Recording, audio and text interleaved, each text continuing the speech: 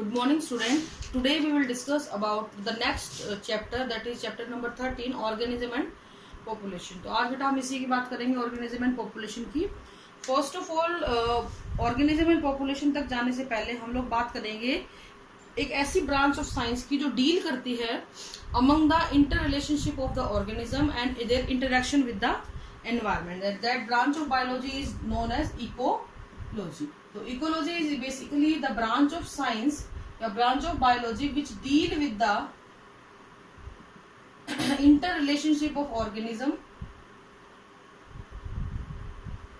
and their interaction with atmosphere. आप ऐसे भी बोल सकते हो, and their interaction with the environment.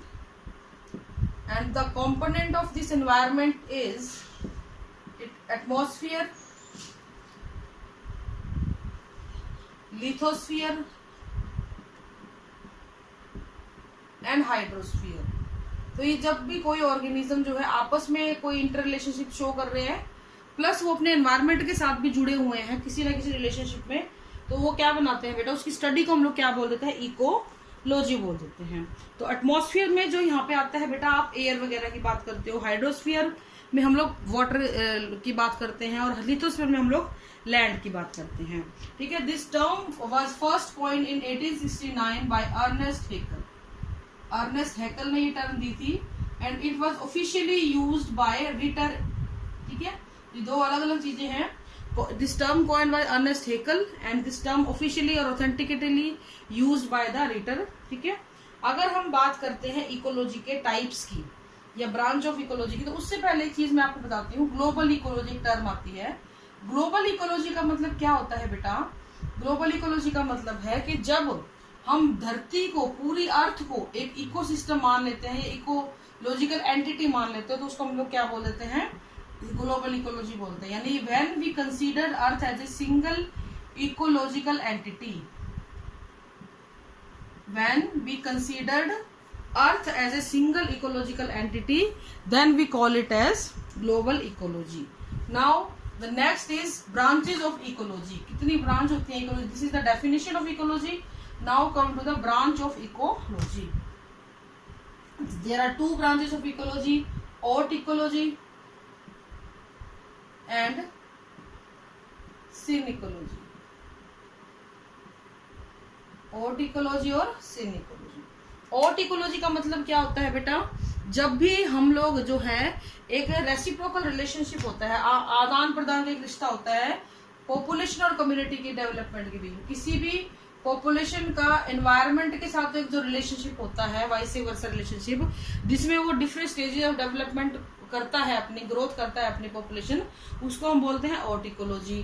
और जब हम स्टडी करते हैं कम्युनिटी का एनवायरनमेंट के साथ relationship, when we study the relationship of community with the environment at their different stage of development, तो उसको हम क्या बोलते हैं बेटा, synecology बोल देते हैं. तो ये दो ब्रांचेस है. क्वेश्चन आता है haute ecology और synecology, branches of ecology इसको हम बोल दिया जाता है. Now come the level of ecological level of organization, या ecological organization बोल देते हैं इसको. आप छोटी क्लास में पढ़ के आए हो, सेल से टिश्यू, टिश्यू से ऑर्गन, ऑर्गन से ऑर्गन सिस्टम. लेकिन यहाँ पे हम शुरू करेंगे इंडिविजुअल से. इंडिविजुअल ऑर्गेनिज्म, बहुत सारे इंडिविजुअल ऑर्गेनिज्म जब मिलते हैं, they will form the population. Many population together form the community. Many community together form the ecosystem. इसको हम एक करके बताएंगे कैसे ये काम कर रही हैं. Then ecosystem together form the biome, sorry, landscape. Then different landscape form the biome, and ultimately the biosphere. And the biosphere is what? It is the habitable place of the earth. धरती पर वो जगह है जहाँ पे कोई organism survive कर सकता है बहुत ही इजीली, और उसको सारी चीजें अवेलेबल होंगी एनवायरनमेंट की, उसको हम क्या बोलते हैं बेटा, बायोस्फीयर बोल देते हैं. अब हम एक एक करके इन सारी चीजों को, ये हायरार्की है. अब आप एक चीज नोटिस करना कि कोई भी इंडिविजुअल बना है बहुत सारे ऑर्गन सिस्टम से मिलके, वो खुद बहुत सारी चीजों से मिलके बना है, और खुद किसी एक पॉपुलेशन का हिस्सा है. ठीक है, इसका हिस्सा है. इसी तरह पॉपुलेशन मिली कितने ऑर्गेनिज्म से मिलकर बनी है, नंबर ऑफ ऑर्गेनिज्म से मिलके पॉपुलेशन बनती है, और खुद किसका हिस्सा बन जाती है, कम्युनिटी का हिस्सा बन जाती है। ऐसे ही बहुत सारी कम्युनिटी मिलके इकोसिस्टम बनाती हैं, बहुत सारी पॉपुलेशन मिलके कम्युनिटी बनाती है। तो कहने का मतलब है हर लेवल के ऊपर आप ये चीज नोटिस करोगे, एक एक स्टेप जो है, जैसे ये वाला जो स्टेप है ये इंडिविजुअल से मिलके बना है, और खुद किसका पार्ट है, कम्युनिटी का पार्ट है। कम्युनिटी को देखो, ये पॉपुलेशन से मिलके बना है, लेकिन खुद किसका पार्ट है, इकोसिस्टम का पार्ट है। तो इस तरीके से एक लेवल ऑफ, ये आपस में कनेक्टेड लेवल होते हैं, ग्रुपिंग होती है, जिसमें ऑर्गेनिज्म खुद किसी चीज से मिलके बना है और खुद किसी एक अगले स्टेप का पार्ट बन जाता है। यानी कि ऑर्गेनिज्म आगे से आगे अपने आप को किसी न किसी सिस्टम का एक हिस्सा बना लेता है। तो बहुत सारे इंडिविजुअल मिलके पॉपुलेशन बनाएंगे, बहुत सारी पॉपुलेशन मिलके कम्युनिटी बनाएंगी, फिर इकोसिस्टम, लैंडस्केप और बायो। तो अब हम इनको एक एक करके स्टडी करेंगे। फर्स्ट ऑफ ऑल हम बात करते हैं बेटा इंडिविजुअल की। इंडिविजुअल एक एंटिटी है, जैसे मैं हूं, मैं एक एंटिटी हूं, I am self sustained, growth भी करते हैं, सांस भी लेते हैं, खाना भी खाते हैं, डाइजेशन भी करते हैं, सेल्फ रिपेयर की प्रॉपर्टी हमारे अंदर होती है, बहुत सारी सेल से मिलकर हम बने हैं। तो जब एक ऑर्गेनिज्म एक एंटिटी होती है जो सेल्फ सस्टेन्ड है, अपने आप में कंप्लीट है, ठीक है, वो सारे लाइफ के प्रोसेस को कंप्लीट कर सकती है, उसको हम क्या बोलते हैं, इंडिविजुअल बोलते हैं। इनके कुछ फीचर्स होते हैं, बहुत ही सिंपल बातें हैं, आप पढ़ के भी आ चुके हो इन चीजों को पहले। ये सेल से बने हुए होते हैं, इनमें सेल्फ रिपेयर और सेल्फ रिजनरेशन की कैपेसिटी होती है, इनके इकोलॉजिकल सक्सेशन की सबसे बेसिक यूनिट होते हैं, यहीं से आपका इकोलॉजिकल सक्सेशन स्टार्ट होता है। इनमें हर इंडिविजुअल अपने जैसे इंडिविजुअल को पैदा करने की क्षमता रखता है। इनके जेनेटिक स्ट्रक्चर होती है वो एक जनरेशन से दूसरी जनरेशन में पास ऑन हो जाती है। तो इस तरीके से इंडिविजुअल किसी भी इकोलॉजिकल हायरार्की को जब आप स्टडी करते हो तो सबसे जो पहला लेवल आता है ना बेटा, वो क्या आता है आपका, इंडिविजुअल का आता है। फिर नेक्स्ट आता है पॉपुलेशन। पॉपुलेशन क्या होता है बेटा, जैसे ये एक इंडिविजुअल है, तो बहुत सारे इंडिविजुअल मिलके क्या बनाते हैं, किसी एक पर्टिकुलर एरिया की पॉपुलेशन को फॉर्म करते हैं। फॉर एग्जाम्पल मैंने कहा जी ये एक मेरे पास ये पर्टिकुलर जियोग्राफिकल एरिया है, इसके अंदर स्पीशीज, एक ही स्पीशीज के बहुत सारे ऑर्गेनिज्म मिल रहे हैं, एक ही स्पीशीज के, देखो सारे में स्टार बना रही हूँ, तो इसको हम क्या बोलेंगे बेटा, पॉपुलेशन बोलेंगे। ठीक है, अगर एक सेम ही स्पीशीज, जैसे एक एरिया ये आ गया अलग से, एक एरिया थोड़ा सा अलग आ गया इधर से, लेकिन है तो सारे के सारे एक ही स्पीशीज, देखो स्टार ही बना रही मैं सारे, तो ये क्या कहलाती है बेटा, ये कहलाती है वहां की लोकल पॉपुलेशन या फिर डीम्स। ठीक है, अब अगर अलग अलग ज्योग्राफिकल एरिया है, जैसे ये सेम स्पीशीज है, देखो सारे स्टार ही हैं, यानी स्पीशीज सारी सेम है, सेम ऑर्गेनिज्म है, लेकिन अलग अलग जगहों पे रह रहे हैं, तो वो क्या बनाएंगे, डीम्स बनाएंगे। अलग अलग जगहों पे रहने की वजह से कई बार ऐसा होता है कि वहां की पर्टिकुलर एरिया की क्लाइमेटिक कंडीशन इतनी डिफरेंट होती है कि ये जो स्पीशीज होती है ना, ये ऑर्गेनिज्म अपने आप को जेनेटिकली मॉडिफाई कर लेता है, तब उसको हम क्या बोलते हैं बेटा, इकोटाइप। तो जब अगर आपकी कोई भी डीम्स या कोई भी लोकल पॉपुलेशन जेनेटिकली अडेप्टेड हो जाए किसके लिए, सराउंडिंग एनवायरनमेंट के लिए, आसपास के, उसको पता लग गया भी आसपास का जो एनवायरनमेंट है वो हार्श है, मैं उसको सर्वाइव नहीं कर पाऊंगा, तो उस कंडीशन में या तो वो खत्म हो जाएगा या वो अपने आप को चेंज कर लेगा। तो अगर वो अपने आप को चेंज करती है कोई local population according to the surrounding environment, उसको तब वो जो नई स्पीशीज बनती, नया जो ऑर्गेनिज्म डेवलप होता है, उसको हम क्या बोलते हैं बेटा, इकोटाइप बोल देते हैं।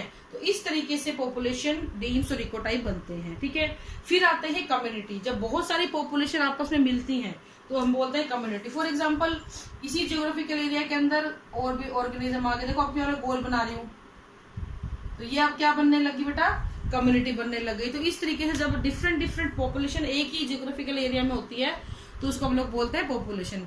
फॉर एग्जांपल आप एक पार्क में गए, वहां पे आपको प्लांट भी मिलेंगे, एनिमल भी मिलेंगे, माइक्रोब्स भी मिलेंगे, सब कुछ मिलेगा, तो वो क्या बन गई, वहां पे एक कम्युनिटी बन गई, because we all belong to different species.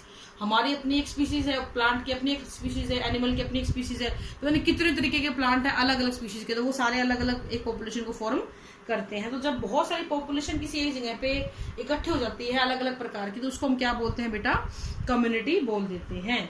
अब बात आती है इकोसिस्टम की। अब आप एक चीज इमेजिन करो, आप पार्क में गए हो, तो क्या वहां पे सिर्फ एनिमल है या प्लांट है, नहीं, वहां पे आपको आसपास गर्मी या सर्दी महसूस होगी, टेम्परेचर है, आपको रोशनी या अंधेरा महसूस होगा, लाइट है या नहीं है, आपको हवा चलती हुई महसूस होगी, इसका मतलब एयर है। तो जब आप जब कोई भी कम्युनिटी अपने एनवायरनमेंट के साथ इंटरेक्ट करती है, फिजिकल एनवायरनमेंट के साथ आसपास की इंटरेक्ट करना शुरू कर देती है, तो वो क्या बन जाता है बेटा, एक इकोसिस्टम बन जाता है। वहां पे पानी भी होता है, हवा भी होती है, तापमान भी होता है, सूरज की रोशनी भी होती है। तो these are the physical environment, मिट्टी भी होती है। तो ये सारे फिजिकल एनवायरनमेंट है। तो जब भी कम्युनिटीज, बहुत सारी पॉपुलेशंस, एक कम्युनिटी जब एक फिजिकल एनवायरनमेंट के साथ भी आना, इंटरेक्शन करना शुरू कर देती है, तो वो क्या बना लेती है बेटा, एक इको सिस्टम बना लेती है। एक सिस्टम बन जाता है जिसके अंदर ऑर्गेनिज्म अपने आप को सस्टेन करके रखता है। दोनों एक दूसरे को अफेक्ट करते हैं। ऑर्गेनिज्म, क्लाइमेट और ऑर्गेनिज्म जो है वो अफेक्ट करेगा अपने आसपास की सिस्टम को, और सिस्टम के और एनवायरनमेंट के द्वारा अफेक्ट किया जाएगा ऑर्गेनिज्म को।